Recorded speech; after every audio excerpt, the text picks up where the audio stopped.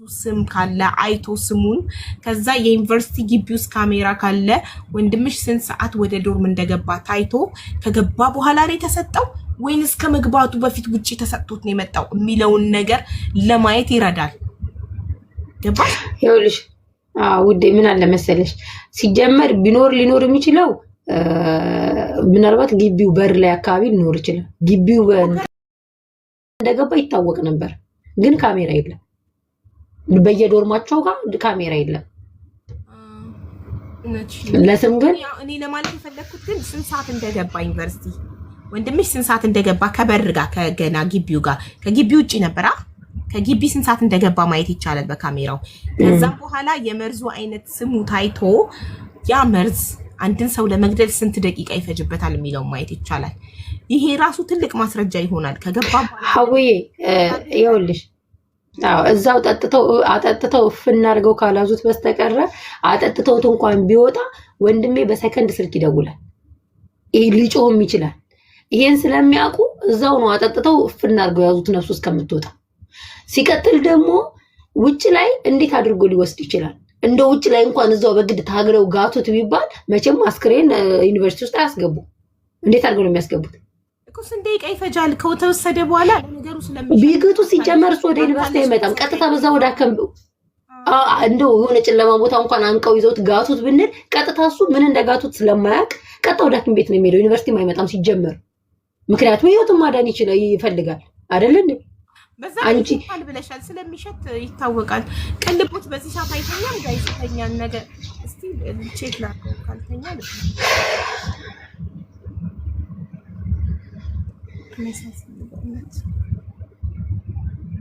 በጣም ነው የሚያሳዝነው። ቅጥል ያደርጋል ነገሩ። እያወቅሽው ዳይሬክት ቀጥታ መንገሩን ሄደሽ እያገኘሽው ግን ማስረጃ ስለሌለ በቃ ፍትህ አታገኝም ስትባይ ማለት ነው።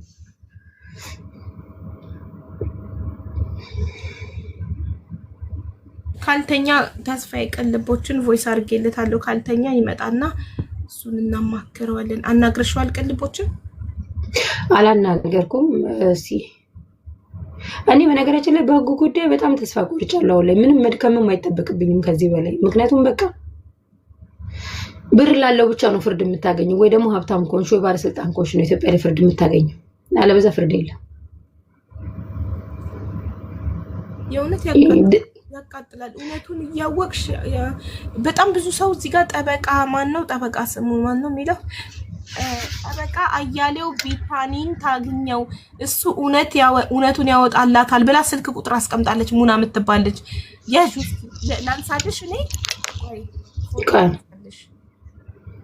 ስክሪንሾት አድርጌዋለሁ። እኔ ሀቡ ምን እንደምፈልግ ታውቂያለሽ?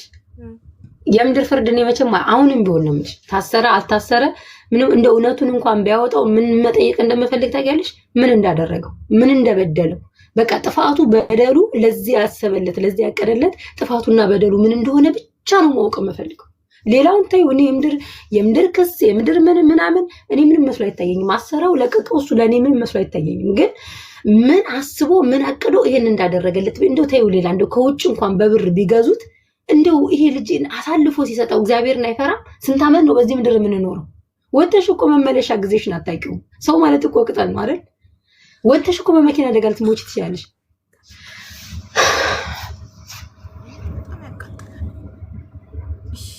ፈጣሪ ወይ እንደው አንተ ፍረድ። ፈጣሪ ባይንሽ ያሳይሽ። በቃ ሌላ ምንም ማለት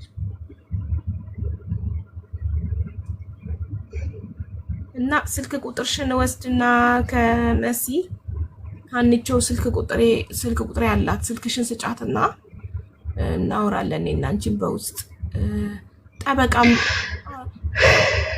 ጠበቃም እንፈልግ። አተስፋ አትቁረጪ። እኔ ሀቡ ከዚህ በላይ ምንም አቅም ራሱ የለኝም። በቃ ደከመኝ። ጣርኩ ማልቀስ፣ ጠዋት ማታ ማልቀስ ደከመኝ፣ ስልችት አለኝ። አሁን በቃ ከዚህ በላይ በቃ ብዙ መታገል አልፈልግም። ሁሉን ለእግዚአብሔር መስጠት ይሻለኛል። ምክንያቱም ምንም አይነት ፍትህ የለም ኢትዮጵያ ውስጥ ምንም አይነት ነው የምልሽ። በቃ ይሄን የመሰለ ሰው ከገደለ ሰው አይደለም ማለት ወደ አውሬነት ተቀይረሻል። ይሄ ህሊናሽን አይምሮሽን ሸጠሹ በልተሽዋል ማለት ነው። እናት እያለችው እንዴት ነው አንቺ እናቱ እንዴት ሆና እንዳስተማረችው እንኳን እንደው አያስብም። ያቺም የሱም እናት እኮ ደሃ ናት። መከራውን አይታ ያስተማረችው አይደለ? እናቱን አይ የኔስ ወንድም እናቱ እንዴት እንዳስተማረችው ይነግራቸዋል እኮ አይደለ? እንደው የእናቱን እንኳን ምን ያደርገኛል ብሎ አያስብም። በስተርጅና ለምን መከራዋን ያበዛባታል? ለራሷ ታማሚ ናት። የኔስ ተይው ምንም ሊሆን ወጣት ነኝ። እንደዚህ አይነት ወንጀል ላይ ከባባድ ወንጀሎች ላይ ልምድ ያለው ጠበቃ ብናገኝ የውልሽን የማውቃቸውን ሰዎች ትልቅ ጠበቃ እንደዚህ የወንጀል ትልልቅ ጉዳይ ወንጀሎችን የያዘ ጠበቃ ምናምን ጠይቅልሻለሁ። ዳግማዊ አሰፋን ህግ ባለሙያ ዳግማዊ አሰፋን በጣም እግባባዋለሁ። እሱ ጓደኞቹ ጠበቃዎች እንደዚህ አይነት ነገር ላይ ጎበዝ የሆኑ ምናምን ጠይቅልሻለሁ። እሺ እሺ። ግን አሁን አንቺ እንደዚህ ስብር ካልሽ እናትሽ እንዴት ልትበረታ ነው? አንቺ እንደዚህ ከሆንሽ ሀው ከባድ አይደለሽ? አማኝ እኮ እንደዚህ አይሆንም። ፈጣሪ በቃ ቀኑ ደረሰ ወንድምሽ። አይኖ በጣም የሞተበት ሁኔታ በጣም ያቃጥላል። ግን ቀኑ ደረሰ። ፈጣሪ ባይፈቅድ በቃ ስለሚወደው በጊዜ እንዲወስደው ባይፈልግ ፈጣሪ አይደለም ከመርዝ ከምንም ነገር የፈለገውን ማዳን ይችላል አይደል? ፈጣሪ ፈቀደ ይሁን አለ። ፈለገው፣ ጠራው፣ ሄደ። በቃ ፈጣሪ ለምን አይባልም? መብቱ ነው። ስለዚህ ከፈጣሪሽ ጋር አትጣይ፣ ሀዘን አታብዢ። ሀዘን ማብዛት ደግሞ በሀዘን ላይ ሀዘን ያመጣል። በርቺ፣ ለእናትሽ፣ ለእህቶችሽ፣ ለወንድሞችሽ ታስፈልጊያቸዋለሽ። እውነት ለመናገር እኔ በጣም ጠንካራ ልጅ ነኝ ብዬ ነበር ራሴን የማስበው። ግን አንዳንዴ በደካማ ጎኔ ሲመጡብሽ በጣም ትፈተኛለሽ። ታውቂያለሽ፣ በጣም ሁሉ ነገር ይከብድሽ።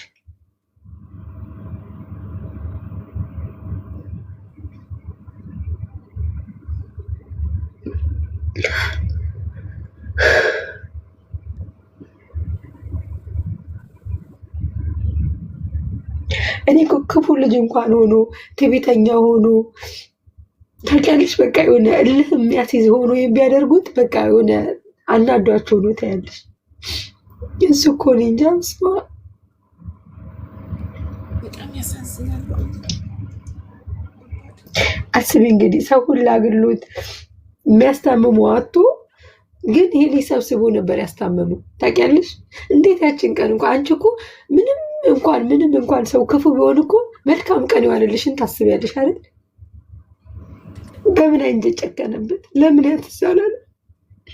ያጎረሰው እንዴት ትዛይ ነው?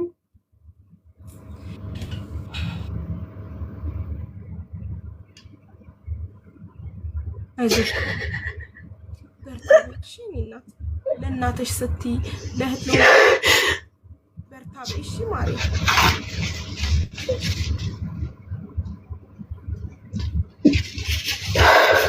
ቁጥርሽ ሀኒቾ ጋር አለ። በውስጥ ጽፍላታለሁ። የለኝም በውስጥ ጽፍላታለሁ። ላኪላትና ቁጥርሽን ትላክልኝ። እኔ ከህግ ባለሙያ አሰፋ ጋር እንሻለው ጓደኞቹ ትልልቅ ጠበቃዎች እንትን ትልሽ። እሺ አውዬ በቃ ከዚህ በላይ አላስመሽብሽ። ደህና ደህና አይዞሽ፣ እኛ ከጎንሽ ነን። አይዞሽ እናቴ። እኔ የምልሽ ከልጅ ጋር የዛን ጊዜ የነበረችው ከታደሰ ጋር ሴት ማን ናት? ብርቱካን ትባላለች። እሷ ፖሊስ ጣቢያ ሄዳ ቃሏን ሰጥታለች። ምንም የምታውቀው ልጅ ከሚገርምሽ አቋረጠች ትምህርቷን። ውብዬ ካረፈ በኋላ አቋረጠች ትምህርቷን። ብዙም አልነበረችም ትምህርቷ ላይ እና አሳይመንት ምናምን ውብሸት ስለነበር የሚረዳት ወንድሜ ማለት ነው። እሱ ሲሞት በቃ ሌላም ግሩፕ የሚያስገባት አጣች። አቆይዝ ዶሮ ሞላች። ታውቂያለሽ። እና የራሷ ጓደኛዬ ለምን ተሳሳቁ? ነው የተሳሳቁት እኮ ያቺ አይደለችም። ነው ያቺኛዋ ሌላ ናት። ውጭ ላይ ነው ባንክ ቤት ነው የምትሰራው። እቺ አይደለችም። አሳይመንት የሚሰሩት ያቺኛዋ ባንክ ቤት ለምን ተሳሳቁ? ባንክ ቤት የምትሰራው እና እሱ ባንክ ቤት የምትሰራዋና ገዳዩ ለምን እንደተሳሳቁ እንግዲህ እሱን ልባችሁን እግዚአብሔር ነው የሚያውቀው። እያጣራዊ ነው ስለ ሁኔታው። ግን አሁን ላይ ዩኒቨርሲቲ አካባቢ እንዳለ ቦታው ፈርሷል። ታውቂያለሽ፣ ባንክ ቤቱ ምኑም እዛ አካባቢ መንገድ እየተሰራ ስለነበር እንዳለ ፈርሷል፣ ለቀዋል። እና የተቻለኝን እያጣራው ነው። ልጅቷ ማናት ምንድናት የሚለውን በትክክል የሆነ የምታውቀው ኬዝ እንዳለ ገብቶኛል። ለምን ያለ ምክንያት መቼም አንቺ እንዴት ነው የሰው ልጅ ሰው ሞቶ ልብስ ይዘሽ ስትወጪ እያየ የሚስቅብሽ አስበሽዋል? ወንድ ከሚገርምሽ እንደው በብሔር ነው የምለው እንኳን ብልሽ እንኳን የገደሉት ብሔርና የወንድሜ ብሔር የተለያየ ነው። ግን እንዳለ ጓደኞቹ የሌላ ሀገር ብሔር ናቸው።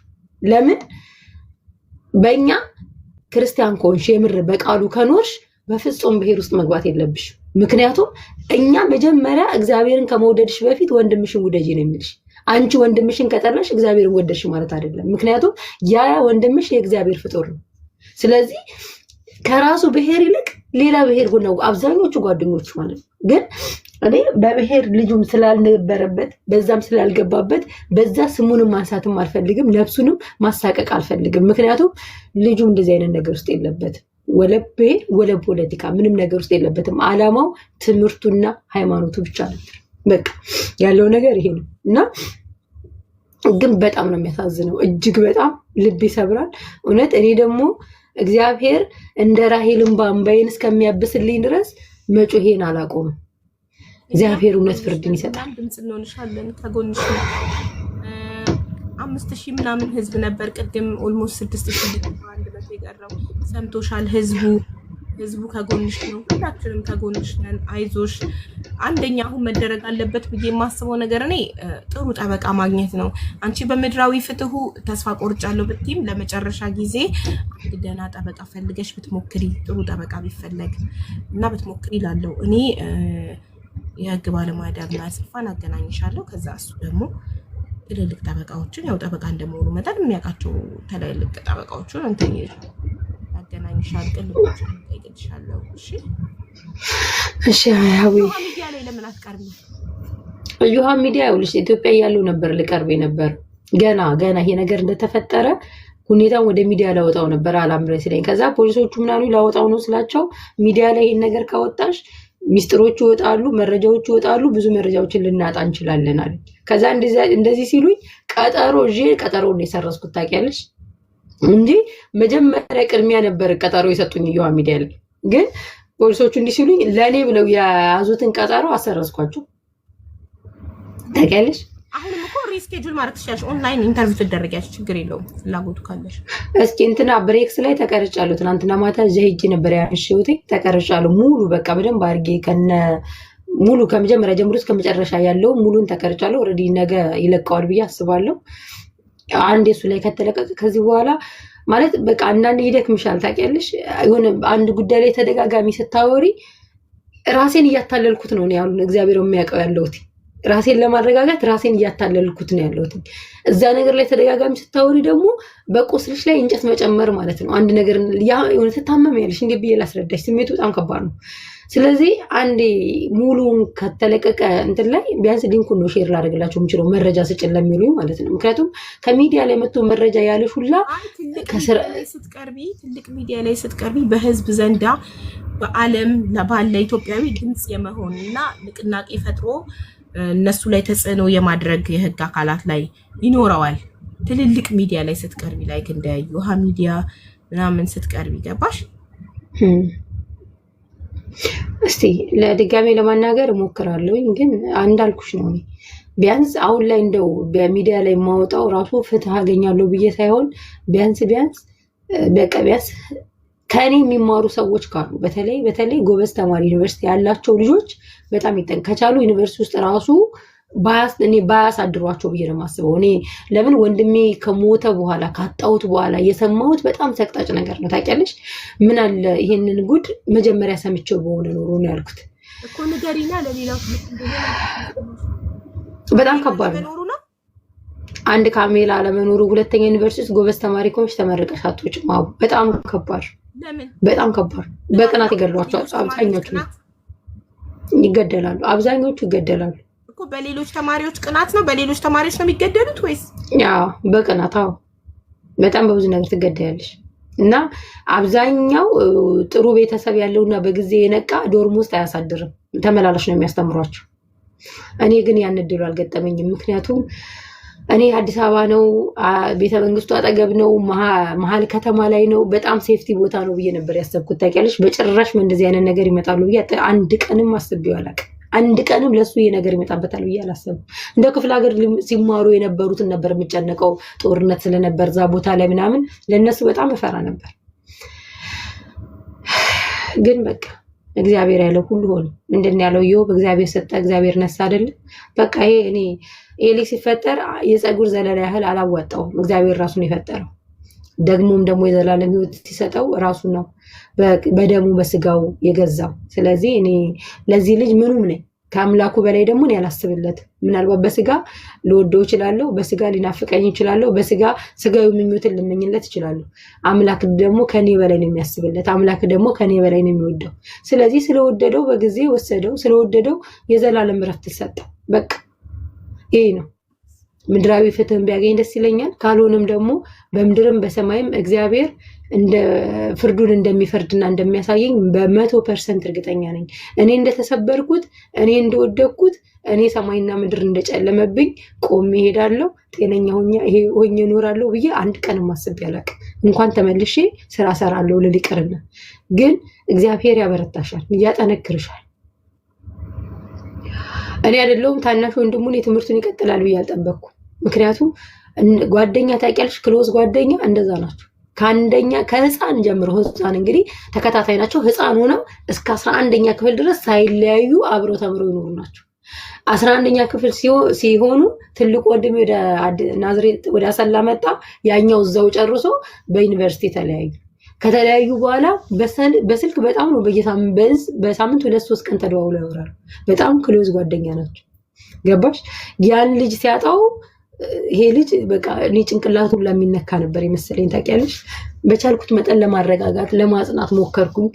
እግዚአብሔር ይመስገን ጸበል ምንም አልኩት። ለአንድ ሳምንት እግዚአብሔር የተመሰገነውን ተሽሎታል። አሁን ደህና ነው ያለው።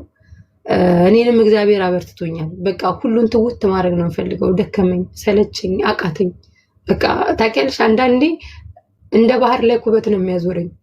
ያለሽው ሰው ቤት ነው። ለዛውም ሰዎች ጥሩ ከሚገርምሽ ትናንትና ቀረጻ ሄጄ 11 ሰዓት ነው የሄድኩት። ቀረጻ ሄጄ ስመጣ 1 ሰዓት ተኩል አካባቢ ነበር እዚህ የገባሁት። አንዳንድ መረጃዎች ምናምን እየላኩለት 3 ሰዓት ሆነ። ልጁ ዛሬ ትምህርት ነበረው። አላርም ሞልቼ ተኝቼ አላርሙን አልሰማሁትም። በጣም አልቅሼ ስለነበር ቪዲዮ ላይ ራሴን በጣም አመመኝ። ምክንያቱም የልጅነት ታሪኩንም አንስቼ ስለነበርና ትምህርቱ በእኔ የተነሳ ልጁ ከትምህርት ቀረ። ታውቂያለሽ፣ ግን ሰዎቹ ምንም አላሉኝም። ምክንያቱም ያውቃሉ ያለሁበትን ሁኔታ፣ ይረዱኛል። እግዚአብሔር ይስጣቸው። እና ያም ስለሆነ ስለሚያውቁኝ ብዙ ነገር አንዳንዴ እቃ አስቀምጬው እረሳለሁ፣ ጋዝ ከፍቼ እረሳለሁ፣ ብዙ ነገር ግን ይረዱኛል። ገባሽ?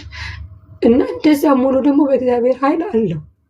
ምክንያቱም አንድ ሰው ልፋቱ፣ ድካሙ፣ ተስፋው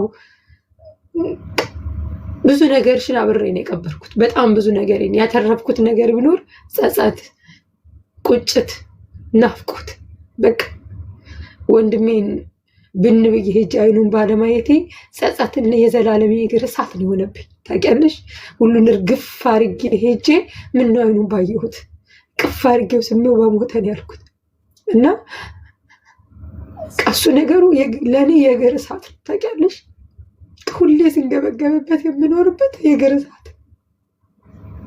አንዳንዴ ለቤተሰብ ብር ብቻ ስለሰጠሽ አጠቅሚያቸውም። በጣም ከባድ ነው። አንዳንድ ነገር እንዳለ ቢሆንም በጣም ደግሞ የተጎዳውበት ነገር አለ። ግን ደግሞ በቃ ላያስችል አይሰጥም አይደል የሚባለው። ትችይዋለሽ። ያሳዝናል በጣም። አንቺ አማኝ ስለሆነ ጠንካራ እምነት ጠንካራ ስለሆነ ትበረታለሽ። አሁንም በርትተሻል። ጎበዝ።